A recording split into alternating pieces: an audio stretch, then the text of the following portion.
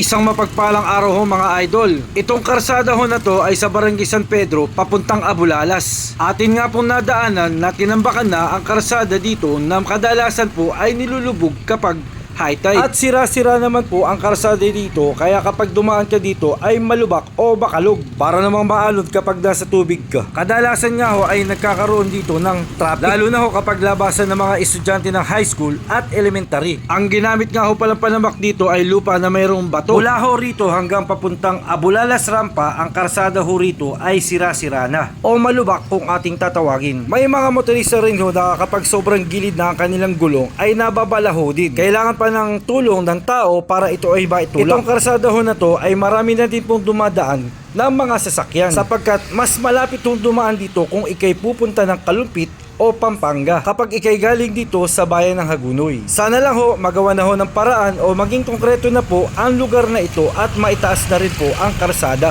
Ikaw, nadaan ka na ba sa lugar na to? At na-traffic ka na din ba? Paki-comment naman po. Salamat!